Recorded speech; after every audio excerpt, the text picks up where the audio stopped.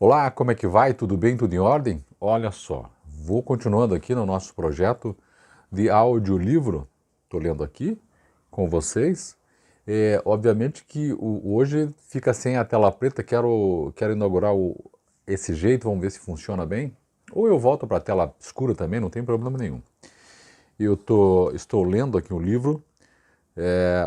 Esse nós já estamos no quarta leitura que estou fazendo, né? Estou fazendo em partes do livro aqui, ó. Não sei se captou bem aí. Honoré de Balzac, A Mulher de 30 Anos. É um livro, esse aqui especificamente, um livro físico da Edbolso, segunda edição, tradução de Casimiro Fernandes e Wilson Lousada. É um escrito bem antigo. E você que está acompanhando aí percebe que nós estamos lendo aos poucos esse livro. É uma leitura vagarosa, porque eu vou explicando aqui, vou tirando conclusões. Às vezes as conclusões não são as melhores, mas é o que temos para hoje. E vamos continuar aqui no nosso quarto, agora vídeo, mas no nosso quarto audiobook, tá bom? Vamos lá. Olha só. Então, Júlia, nossa personagem, com o marido dela, chegam à casa de uma tia. Aquelas tias, no caso aqui, digamos que de uma linhagem já lá, um pouco decadente, mas está ali, de uma família especial lá. Então vamos continuar aqui e vamos vendo o que vai dar. Eu quero que não fique muito tempo esse vídeo também. Olha só, então, vamos lá. Quando uma velha criada de quarto anunciou à condessa, então aqui é a condessa, pois em breve ela deveria reaver o seu título. Aqui ele já trata como condessa, porque teve um período em que os nobres perderam os títulos. Estamos falando da época do Napoleão, viu, gente? A visita de um sobrinho que ela não via desde o início da Guerra da Espanha, tirou depressa os óculos e fechou a galeria da antiga corte, seu livro favorito. Depois, conseguiu uma espécie de agilidade para chegar ao patamar no momento em que os dois esposos subiam os degraus. Aqui uma explicação necessária. A Guerra da Espanha começou em 1808. Aqui o autor diz que a visita de um sobrinho, no caso é ele, né? Que ela não via desde o início da Guerra da Espanha. A Guerra da Espanha começou em 1808 só para efeito de organização mental. Aí tirou depressa os óculos e fechou a Galeria da Antiga Corte. Aqui, Galeria da Antiga Corte é uma obra anônima publicada em 1786. E aí ela agilmente foi em direção aos sobrinhos. Tia e sobrinha lançaram-se num rápido olhar, então as mulheres. Bom dia, minha querida tia, exclamou o coronel, agarrando a velha e abraçando-a com precipitação. Trago-lhe uma jovem para guardar. Venho confiar-lhe meu tesouro. Júlia não é vaidosa nem ciumenta, tem a meiguice de um anjo. Mas espero que não se estrague aqui, disse, interrompendo-se. Atrevido, respondeu a condessa, lançando-lhe um olhar brincalhão. Foi ela quem, com uma certa graça amável, tomou a iniciativa de beijar Júlia, que permanecia pensativa e parecia mais embaraçada que curiosa. Vamos então travar conhecimento, minha querida, tornou a condessa. Não tenha medo de mim, procuro nunca ser velha quando estou em companhia de gente moça. Antes de chegar ao salão, a condessa já tinha, segundo o costume da província, mandado preparar o almoço para os dois jovens. O conde, porém, cortou a eloquência da tia, dizendo-lhe num tom sério que só lhe poderia consagrar o tempo que o cocheiro demorasse para fazer a muda. provavelmente a muda de animais, né? Para pegar um descansado e continuar a viagem, provavelmente ele sozinho. Por isso, os três entraram imediatamente no salão e o coronel mal teve tempo de relatar à sua tia-avó os acontecimentos políticos e militares que o obrigavam a pedir-lhe asilo para sua jovem esposa. Ele vai deixar a esposa dele lá com a tia para que ele vá numa tarefa militar. Ele não queria deixá-la na capital, porque achava que era mais complicado para ela ficar lá, trouxe para ficar com a tia. Durante a narrativa, a tia olhava alternativamente para o sobrinho, que falava sem ser interrompido, e para a sobrinha, cuja palidez e tristeza ela atribuía a essa separação forçada. Então a tia fez uma leitura dizendo que essa palidez, que a gente já sabe é própria da Júlia, se referia ao fato de que teria que ser separada nesse momento do marido, né? O marido ia numa missão. Dava a impressão de dizer consigo mesma, esses dois amam-se de verdade. Ela imaginando, a tia.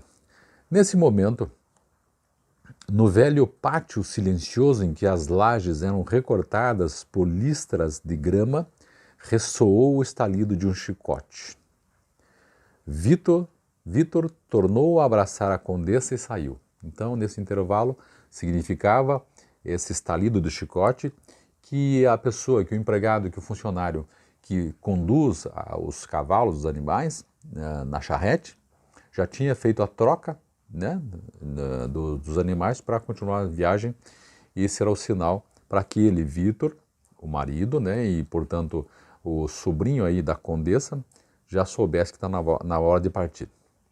E ele disse, adeus, querida, disse beijando a mulher que o acompanhara até a carruagem.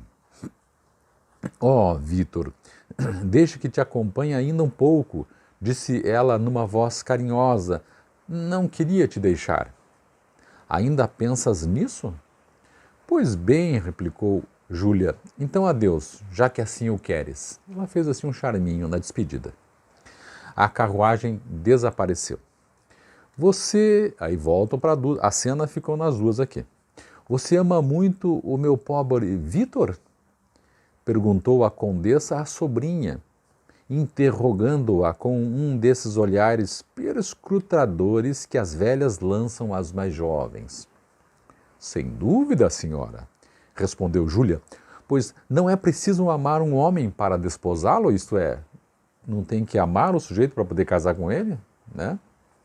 É que ela deu uma resposta inteligente, que na verdade não demonstra o sentimento, mas diz de uma situação social. Essa última frase foi acentuada por um tom de ingenuidade que traía, a um tempo, um coração puro ou profundos mistérios, né? Deixa no ar sempre a resposta.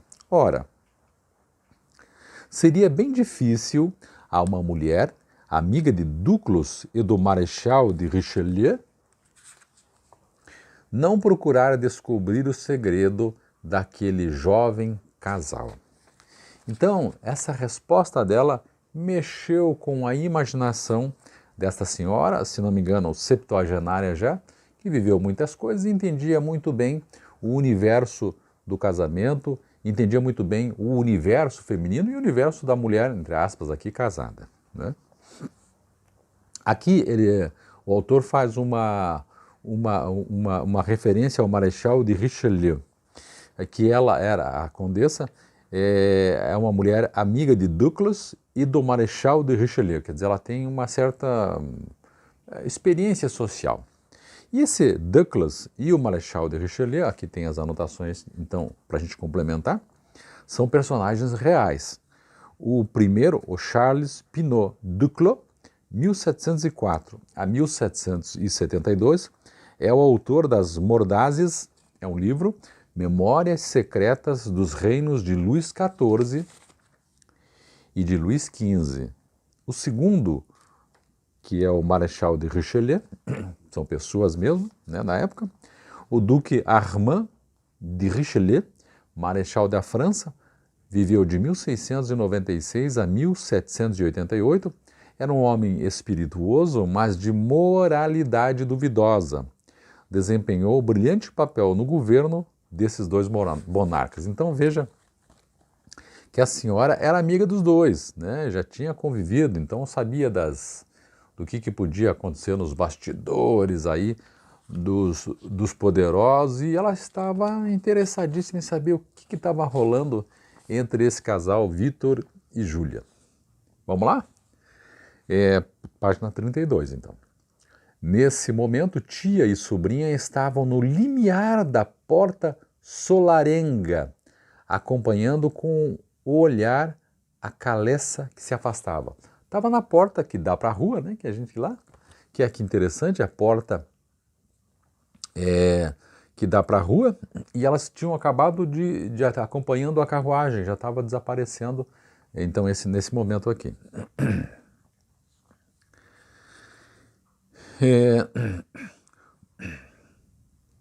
Os olhos da condessa não exprimiam amor assim como a marquesa o compreendia. Aqui marquesa, né, porque até agora não se falou em marquesa. O autor diz o seguinte, o autor não, provavelmente os editores ou alguém os tradutores, diz, marquesa, chamou essa senhora de marquesa Lapso de Balzac. Ele teve um erro aqui, um escorregão. A senhora de Listomère Landon, como ele mesmo nos informou há pouco, era condessa. Essa senhora era uma condessa. A mesma confusão repetir-se-á várias vezes em seguida. Então, ele vai tratar a mulher de duquesa, se não me engano, mas ela era uma condessa. Vamos lá, então. Os olhos da condessa não exprimiam amor, assim como a marquesa o compreendia. A boa senhora era da Provença e suas paixões tinham sido violentas. Quer dizer, ela compreendeu que havia alguma coisa por trás disso, porque o olhar da moça não correspondia à atitude dela e não correspondia ao que se espera de um casamento, ainda mais um casamento dessa época, que é a época napoleônica. Deixou-se então fascinar pelo patife de meu sobrinho? Perguntou ela à sobrinha. Ela está querendo escarafunchar a sobrinha. A condessa estremeceu involuntariamente, porque a entonação e o olhar daquela velha coquete pareciam denunciar um conhecimento do caráter de Vitor, talvez mais profundo que o seu. Isto é, quando ela disse patife do meu sobrinho, parece que ela já sabia exatamente do que realmente ele era, coisa que a nossa heroína, a Júlia, já foi avisada um ano antes, lembra-se? No outro vídeo, no outro áudio, pelo próprio pai. O pai agora está morto, então. O pai agora já faleceu. A senhora d'Aiglemont, inquieta, envolveu-se nessa dissimulação desajeitada que é o primeiro refúgio dos corações ingênuos e sofredores. A senhora de Listomère, então a senhora de Listomère é a mais velha, e d'Aiglemont é ela, a Júlia. A senhora de Listomère contentou-se com as respostas de Júlia, para poder colocar panos quentes naquele momento, mas pensou com satisfação que sua solidão ia ser alegrada por algum segredo de amor, porque lhe parecia que a sobrinha tinha alguma intriga divertida a conduzir. Olha aqui o pensamento dessa senhora.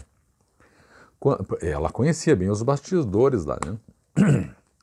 Quando a senhora d'Aiglemont se achou num grande salão forrado de tapeçarias enquadradas por molduras douradas, quando se sentou diante da lareira, abrigada do vento por um biombo chinês, sua tristeza não mais se pôde dissipar. Era difícil que a alegria nascesse sob os ventos lambris entre móveis seculares. Contudo, a jovem parisiense experimentou uma espécie de prazer por estar naquela solidão profunda e no silêncio solene da província, porque na verdade ela não estava muito afim de conviver e viver com o marido. talvez a presença dele, né, a gente percebe isso às vezes em alguns casamentos, a presença dele significava que ela teria que fazer algumas concessões, né, e que ela não estava disposta a fazer. Vamos lá. Depois de trocar algumas palavras com a tia, a quem antes escrever algumas palavras, depois de trocar algumas palavras com a tia, a quem antes escrevera apenas uma carta de recém-casada, isto é, ela já conhecia a tia, conhecia obviamente de ouvir falar, mas tinha já escrito uma carta, né? Naquele tempo talvez tenha sido muito comum isso. Quando casou-se, falou assim, olha, né, minha tia e tudo mais. Mas agora é que elas estavam se conhecendo pessoalmente. Na carta, obviamente, a gente pode colocar um ou outro traço que não é o nosso. Mas agora, sim, as duas estavam frente a frente. Então, depois de trocar algumas palavras com a tia, quem antes escrevera apenas uma carta de recém-casada, ficou silenciosa como se estivesse escutando a música de uma ópera. Somente depois de passadas 2 horas de uma calma digna da trapa aqui, gente, vou ler aqui para nós, é o nome de uma abadia fundada em 1140, perto de Mortagne, reformada em 1662 pelo abade René, e cujos religiosos observavam um regulamento de excepcional severidade.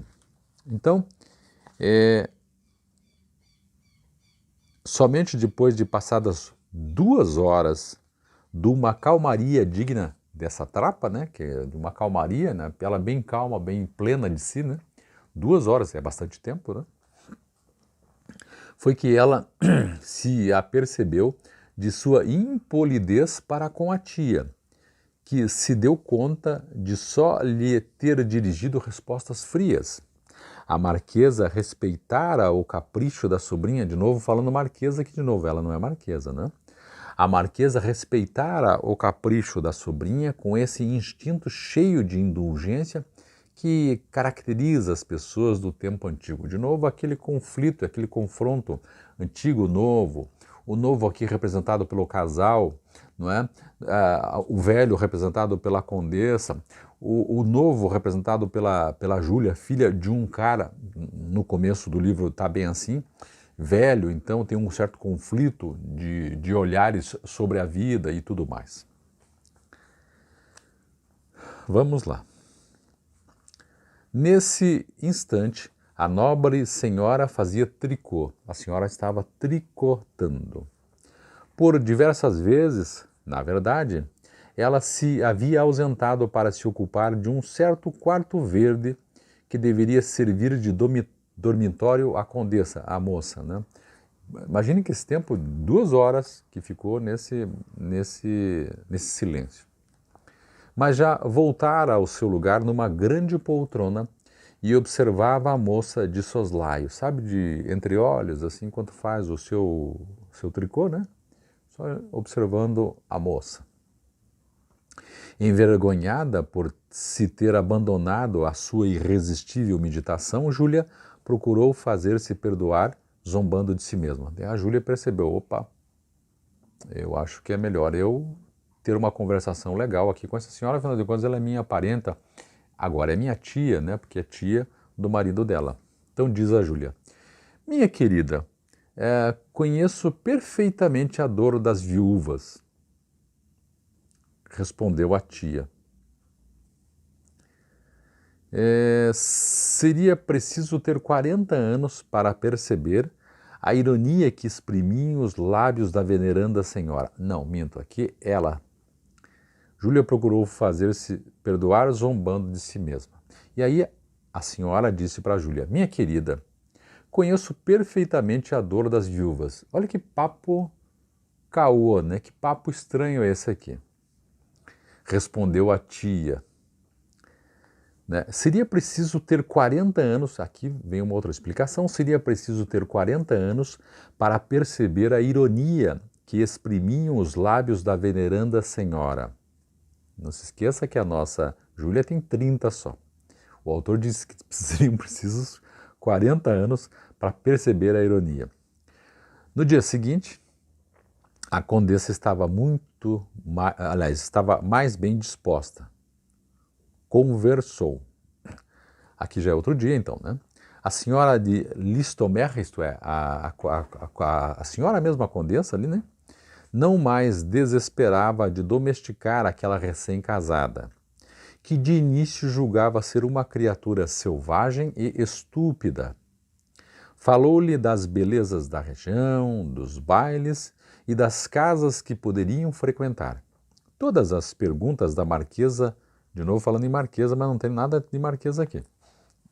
Todas as perguntas da marquesa foram, durante esse dia, outras tantas ciladas que, por um antigo hábito da corte, ela não pôde deixar de armar a sobrinha para penetrar-lhe o caráter. Veja que a senhora está fazendo ciladinhos, puxa uma conversa aqui para descobrir quem é, afinal de contas, esta Júlia. Né? Sobrinho ela conhece, mas ela não conhece de fato ainda a esposa, a mulher do sobrinho. Júlia resistiu a todas as instâncias que durante alguns dias lhe foram feitas para que procurasse distrações fora de casa. Assim, não obstante o desejo que tinha a velha senhora de exibir orgulhosamente sua linda sobrinha, acabou por renunciar a apresentá-la à sociedade local.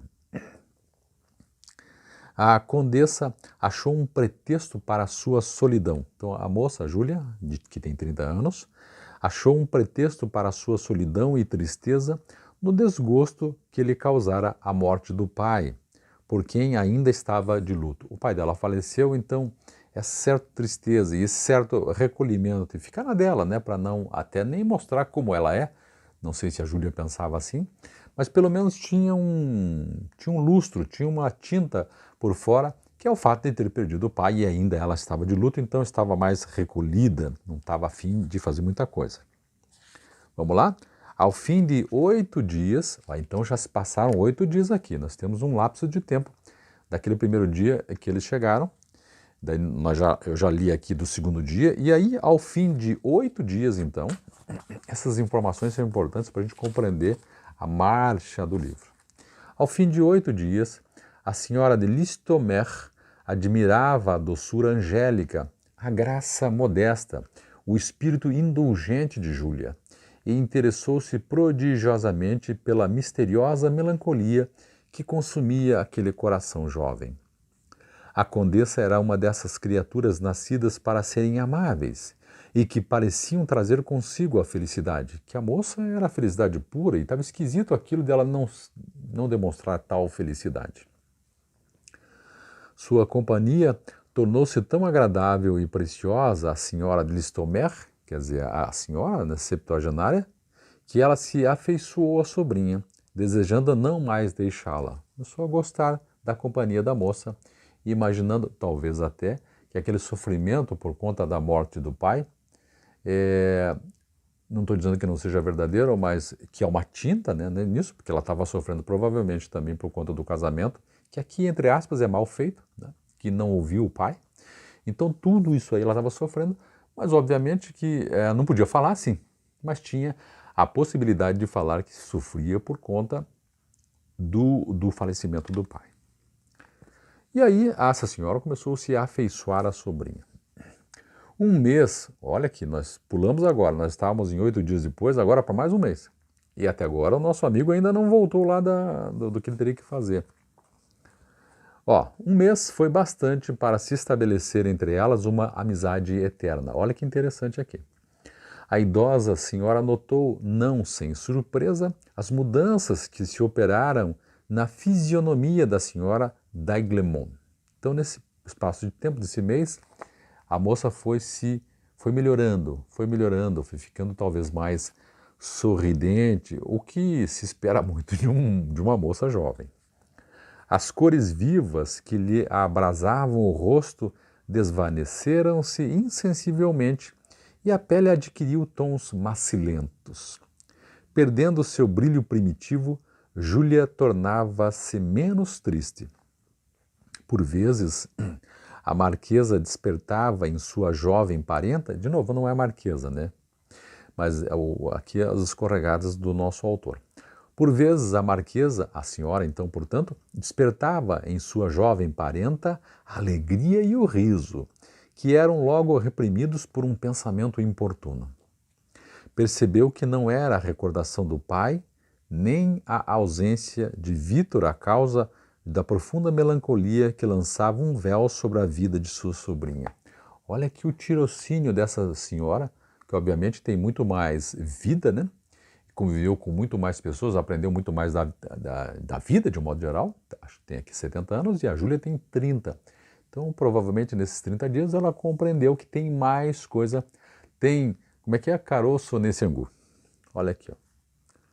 Chegou a ter suspeitas tão desagradáveis que lhe foi difícil identificar a verdadeira causa do mal, pois talvez só por acaso encontramos a verdade. Um dia, finalmente, então mais de mês aí já indo, né, gente? Um dia, finalmente, Júlia surpreendeu a tia com um esquecimento total do casamento. Aqui um adendo também, talvez o fato de que ela esteja longe do marido deixasse mais solta e mais tranquila, né? Como se não tivesse casamento. E olha aqui, ó. Júlia surpreendeu a tia com um esquecimento total do casamento, com uma loucura de menina travessa, com uma candura de espírito, com uma ingenuidade dignas da infância, com todo esse espírito delicado e por vezes tão profundo que distingue a juventude francesa. A senhora de Listomère, então a senhora septuagenária, né, a tia, resolveu então sondar os mistérios daquela alma cuja extrema naturalidade equivalia a uma impenetrável dissimulação. A noite se aproximava e as duas damas estavam sentadas diante de uma sacada que dava para a rua. Júlia estava de novo pensativa. Passava nesse momento um homem a cavalo. Eis uma de suas vítimas, disse a velha senhora. A senhora d'Aiglemont fitou a tia, então ela fitou a tia manifestando um misto de espanto e inquietação. É um jovem inglês, um fidalgo, o honorável Arthur Ormond, filho mais velho de Lord Grenville. Sua história é interessante. Ele veio para Montpellier em 1802, na esperança de que o ar dessa região, que lhe tinha sido aconselhado pelos médicos, o curasse de uma doença do peito. Como todos os seus compatriotas, foi preso por Bonaparte por ocasião da guerra, pois esse monstro não pode passar sem guerrear. Por distração, o jovem começou a estudar a sua doença, que julgavam mortal. Insensivelmente, foi tomando gosto pela anatomia, pela medicina, apaixonou-se por esses estudos, o que é extraordinário para um nobre, apesar de o regente ter se dedicado à química. Esse regente aqui, o regente, é o Filipe II de Orleans, que viveu de 1674 a 1723 e que governou durante a minoridade de Luís XV. Era um homem de costumes depravados, mas inteligente e culto, e ocupava parte de seus lazeres em pintura, música e química. Em resumo, o Sr. Arthur fez progressos surpreendentes, mesmo para os professores de Montpellier. O estudo consolou-o do cativeiro e, ao mesmo tempo, ele ficou radicalmente curado. Dizem que passou 2 anos sem falar, respirando o menos possível, permanecendo deitado no estábulo, bebendo leite de uma vaca vinda da Suíça e comendo apenas agrião. Desde que está em Tours, não procurou ninguém, é orgulhoso como um pavão.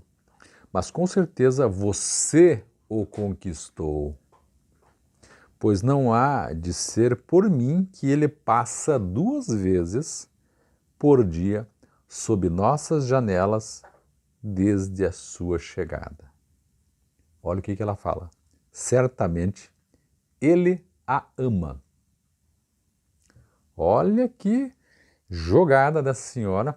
percebeu, provavelmente, nós não temos ainda, não me tem assim na minha cabeça definitivo, mas provavelmente seja aquele moço que lá atrás acompanhava a carruagem e que percebeu a Júlia dentro da carruagem, mas ela não tinha nem prestado atenção nele. Lembra-se lá atrás, no outro audiolivro que eu li, tinha uma outra fazendo referência provavelmente ao mesmo moço. Essas palavras reanimaram a condessa como que por encanto. Ela ficou animada, a Júlia ficou animada. Ela deixou escapar um gesto e um sorriso que surpreendeu a marquesa, a senhora. Longe de testemunhar a satisfação instintiva que qualquer mulher, por mais severa que seja, sente quando sabe ser causa de uma infelicidade, o olhar de Júlia permaneceu amortecido e frio. Sua fisionomia manifestava um sentimento de repulsa vizinho do horror. Essa proscrição não era o que uma mulher apaixonada lança sobre o mundo inteiro por causa de uma única criatura. Ela sabe então rir e gracejar. Não, nesse momento, Júlia tinha a atitude de uma pessoa a quem a recordação de um perigo por demais presente ainda faz sofrer. A tia, convencida de que sua sobrinha não amava o marido, ficou estupefata ao descobrir que ela não amava ninguém. Receou ter de reconhecer em Júlia um coração desencantado, uma jovem a quem a experiência de um dia, de uma noite talvez, tivesse bastado para perceber a insignificância de Vítor, insignificância do próprio marido. Se ela o conhece, tudo está acabado, pensou a marquesa, a senhora, porque o Vítor é danadinho, o Vítor não é bem essa flor que se cheire. Em breve meu sobrinho conhecerá, pensou ela, os inconvenientes do casamento. Estou na página 36, vou dar um bloco aqui, depois eu retorno no próximo vídeo. Acho que esses vídeos são melhores do que tela escura, né? Eu estou lendo A Mulher de 30 Anos, que originou aqui aquela expressão que a gente usava, pelo menos eu usava, hoje a gente não uso mais nada, referindo-se a uma mulher madura, uma mulher de 30 anos, uma mulher assim balzaquiana. É por conta deste livro aqui. Beleza? Tomara que você esteja se agradando aí e que esteja gostando dessa leitura com esses apontamentos que eu tenho feito. Eu volto em breve para a gente continuar lendo aí. Um abraço, gente. Até mais. Tchau, tchau.